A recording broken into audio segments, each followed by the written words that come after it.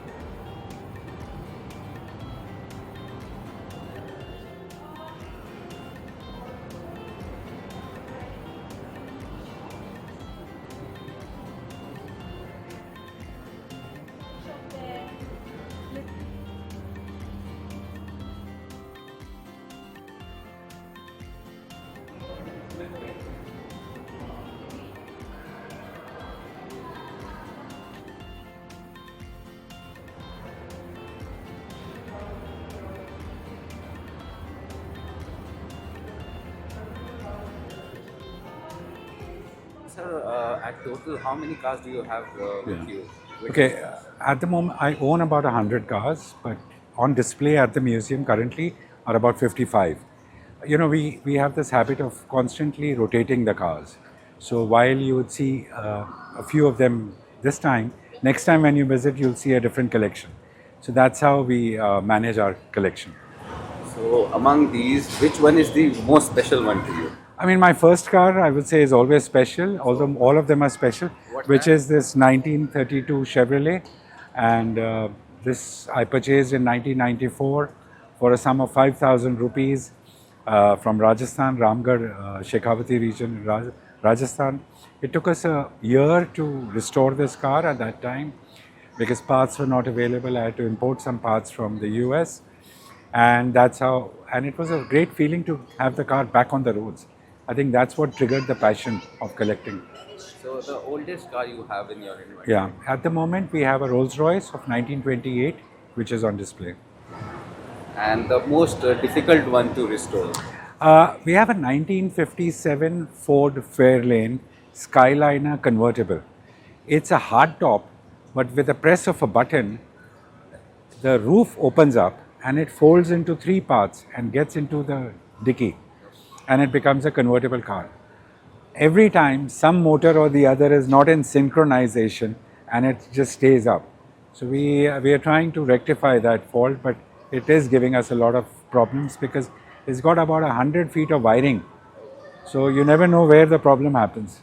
So, how many vintage brands do you have on display? I mean, predominantly we have American cars because that's what I used to like when I started collecting them. But we do have a few German as well as cars made from Britain as well as France, but they are smaller in number.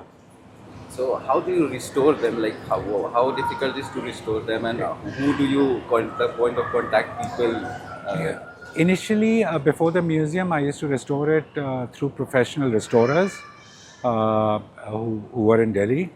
But now I've developed my own team and we do the restorations ourselves.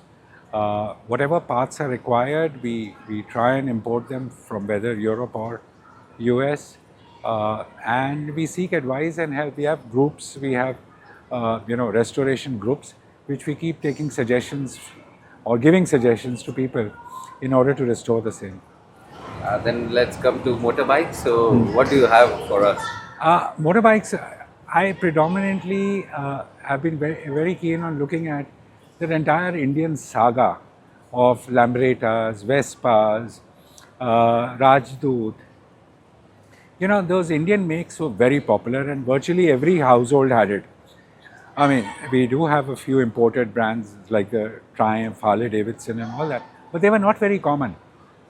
When a visitor comes here, what does he like to see? He immediately notices that motorcycle which was there in his family, whether he owned it or his father owned it or even his grandfather who owned it. So suddenly there is an emotional connect. And I think that's been the success of this museum, is that any visitor who comes here gets an emotional connect, and that's what we've been able to deliver. Thank you so much. And what about the future? Like, what do you see? How do you want to plan to expand your fleet? We have 2 acres of land more. At the moment, we are toying with the idea whether we should do an extension of the museum, or should we do a museum come a hotel. So because people ask us for residency also, which we currently don't offer. So let's hope for the best. Let's hope that we keep getting popularity through your means also, and we are able to expand the museum and develop a hotel also. And a message for car enthusiasts who I love think vintage cars. people who've enthusiasts who've not been here, it's high time that you guys come here and have a look at this place. It's interesting. You'll probably learn a lot, and probably I will learn a lot based on your experiences. So I think it's worthwhile taking a trip down.